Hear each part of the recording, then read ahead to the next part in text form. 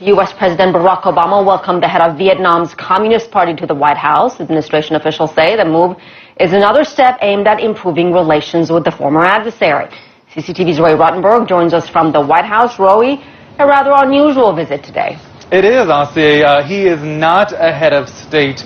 Nguyễn Phú Trọng is actually the General Secretary of Vietnam's Communist Party. He is being welcomed here in Washington as a head of state. Remember that Barack Obama met with the Vietnamese president back in 2013 here at the White House, and he also met with the Vietnamese Prime Minister in 2014 at the sidelines of the ASEAN summit in Myanmar. This is a very important visit because General Secretary Trong is seen as one of, if not the most powerful figures in Vietnam. What he says matters a great deal, so his views on a number of issues, including on what relations between Hanoi and Washington should be count for a lot.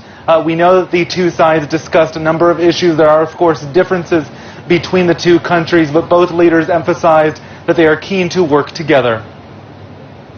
Over successive years, what we've seen is the emergence of a constructive relationship that is based on mutual respect and that has benefited the peoples of both countries.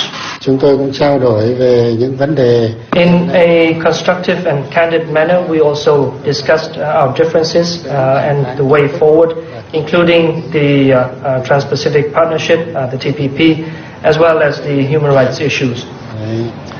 We should remind our viewers, of course, Asya, that a little more than 4 decades ago, American forces backed South Vietnamese fighters against the communist North. They did so unsuccessfully. Relations, of course, were strained for years. They were normalized about 20 years ago. And then both Presidents Clinton and Bush visited Vietnam. Obama says he's been invited and he looks forward to going in the future. Roy, it looks like some people are not happy about the visit, also not happy about warming relations between the United States and Cuba. What are we hearing from these opponents?